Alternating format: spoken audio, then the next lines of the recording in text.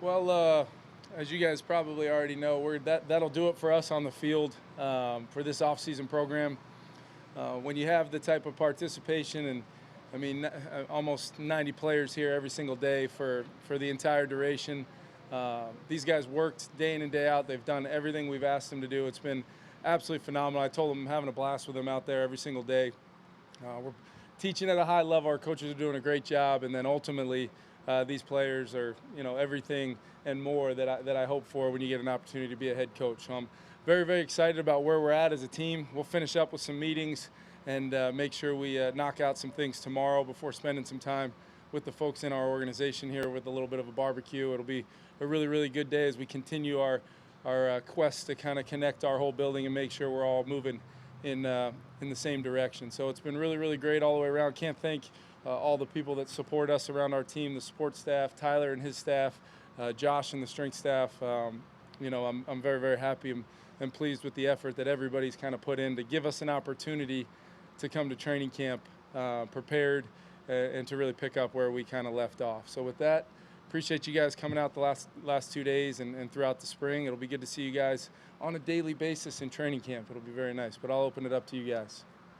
In terms of installing the base offense and defense, is that something that you still, work on at the beginning of training camp, or is that all done now and you kind of spice it from here? Oh, no, we absolutely. We've kind of been through kind of a sequencing of the installs now. That's why the good thing about the way it works now with phase 1, 2, and 3, you really get a couple times at least to install things, get them talked about, get them really understood, and then you get a chance to rep them with really no defense, and then ultimately you get the OTAs and the mini camps to kind of get those looks and start really evaluating guys' ability to retain information. Maybe not always full speed, but we got enough good working, especially in the pass game, to feel like our systems are where we want on both sides. I think Ed's done a great job, and then Matt Daniels with the special teams, with the work that they can get in per the rules.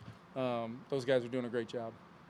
What was your top priority when you were looking for a defensive coordinator, being an offensive coach, turning that side of the ball over to someone? Yeah, for me it was about the number one thing I thought about was I wanted to, I did want a guy with some experience. I did want a guy that was a great teacher, and then ultimately the scheme that Ed Donatel runs. It's one that you game plan week in and week out in this league. That family of defense has really caused a lot of people problems, and it's because it puts a lot of stress on the quarterback on the other side post snap. Puts a lot of stress on the communication of the offense to make sure they're able to play within the framework of once that ball's snapped, because that's where you really have to define the detail as an offense. That's what I love about practicing against it every day, is it forces us to really learn what we're capable of and what we're doing instead of just taking advantage of every look that we see pre-snap. So obviously, but first and foremost, the person, the teacher, the experience level, the support he can be for me as a first-time head coach. It was very much the opportunity to bring him in was something I was really excited about. What stress does it put on that another defense doesn't? Say that more time. What's an example of a stress that it puts on an offense that maybe another one doesn't? Yeah, just the intent on trying to make everything look the same pre-snap. If you asked our quarterbacks right now, to a lot of times pause the clip or pause that play when they're at the line of scrimmage. Hey, tell me what defense they're in. A lot of times, more often times than not, they'd probably be just guessing and probably wrong until that post-snap play kind of declares. And, those guys understand all the different rules and the tools that they have at their disposal to kind of tilt the scales in our advantage defensively, which is hard to do with the great offenses that exist in this league, the great quarterback play that we have in our league, and all the playmakers and the people's ability to marry the run and the pass. Everybody's doing it, so you really got to try to combat that with the complexity on defense, where it's hard for the offense, but our defensive guys all know what to do. The communication's premium, and we have very few snaps where we're not doing our jobs as a group of 11. What's your philosophy in terms of when to run things at jog-through speed and when to do it at a fuller speed, and how do you balance the need to get guys ramped up versus what you get done in a jog? Yeah, you can show guys a lot of times in the passing game, whether it's 7-on-7. We did all of our 7-on-7 reps full speed. We did some 2-minute the last few days where we were full speed, as you guys saw in the pass game. with the back seven and the skill players, but those guys up front, the O-line and the rush, just to avoid being around the quarterback, just to be able to let us get our work in. We'll have plenty of time, trust me, to find out about our pass rush, to find out about our ability to protect full speed, and it'll be great work because I feel really good about both the offensive line and our defensive front. And their ability to rush and play the pass. So it's really a matter of working the situations, working 2 minutes. It's reps for me, calling the plays and seeing our guys respond to the things I'm calling, some Ed calling plays, and then all those full speed adjustments that take place on the back end. We can get those things in those settings. And then the team periods, to me, it's about alignment, assignment, understanding of technique and leverages where you can demonstrate to your coaches, I not only know what to do, but how to do it without that strain to finish where so many guys are lost this time of year because we are just wearing helmets. And, it's really, you could say it's football and you could say go 11 on 11 full speed, but you're putting your team at risk, in my opinion. Kevin, you talked a lot this spring about, and again, I guess today, about having guys connected. In what ways do you feel like that translates to winning in the fall in terms of having guys connected now? How does that play out? Yeah, I think it's a couple things. Like, just look at each individual side of the ball, right? You can't talk about, all these checks and tools that they have on defense if these guys don't, communicate in a way that, is real, it's authentic. And that's just the football side. But it becomes a heck of a lot easier to hold that guy next to you accountable, or more importantly, hold yourself accountable to those guys around you when you feel a responsibility to those guys to not only do your job, but do it in a way where you're making the guy next to you better. That's what we talk a lot about. It's not just doing your job, it's doing it well enough that it maybe makes somebody else's job easier, maybe it frees up somebody to go make a play. So I think that's huge. And then when you talk about those competition sides, you guys saw it.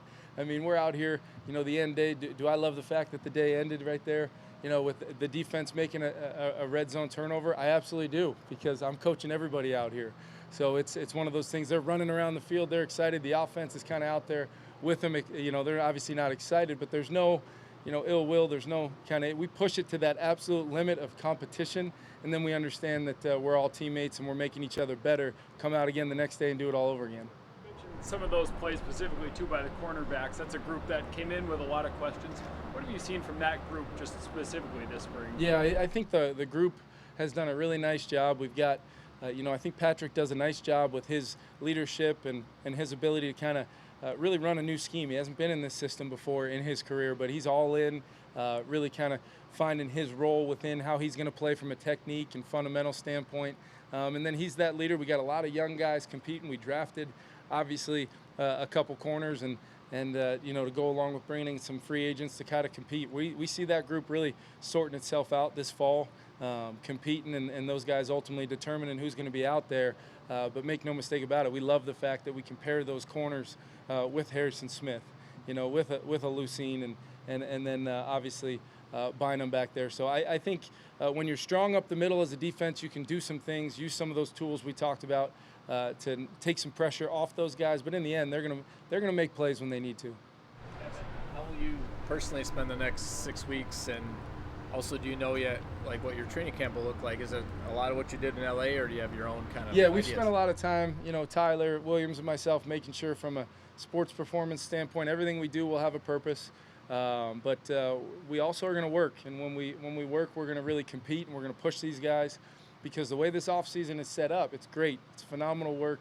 You can stress them above the neck. You can get the reps. You can get a lot of great tape to watch. But in the end, we got to make our football team tough. We got to make sure they can understand how to compete in not only in situational football, but how we want to go apply pressure in all three phases. We got to really do that out here as a football team, and then obviously use the preseason games to, settle competitions and figure out who's going to be on our football team. But ultimately, we're preparing for that home opener against the Green Bay Packers. That started long ago, but it'll start, the very first moment they arrive at camp. For me personally, I do feel like I've been working since training camp started last year, so it will be very, very nice for me to get some time with my family, rest, and make sure that I come back recharged and ready to go. I'm sure I'll take about a week and then be wanting to come right back in here. But I can tell you right now, I cannot wait to spend some time with my family, my wife, and my kids. It'll be phenomenal for me.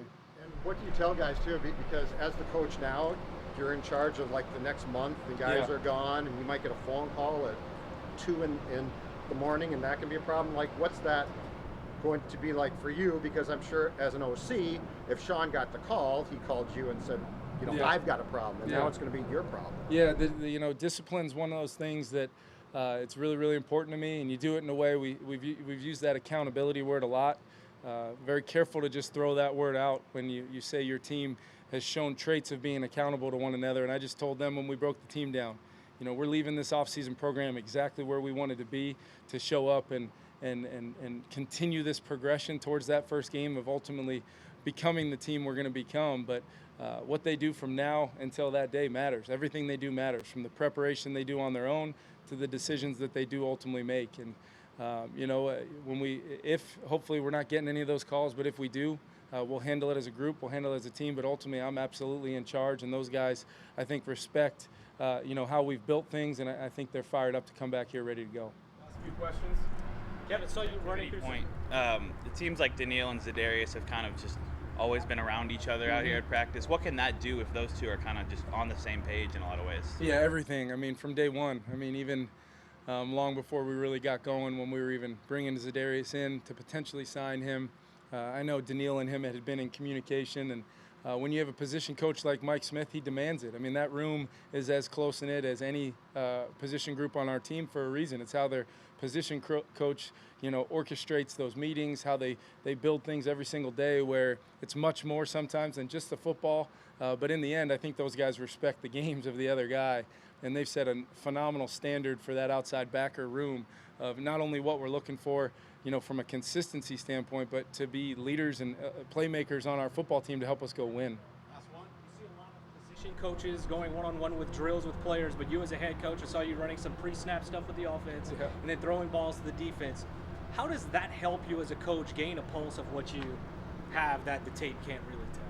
Yeah, I think it's a good question. I don't really even notice sometimes doing it. It's just, kind of the nature of being a coach for a few years, where you've had a lot to do during individual, and you've had that head coach over your shoulder telling you, hey, that drill stinks, or go do this, go do that. I try to just get involved with the guys, and I truly do look at it as opportunities to coach.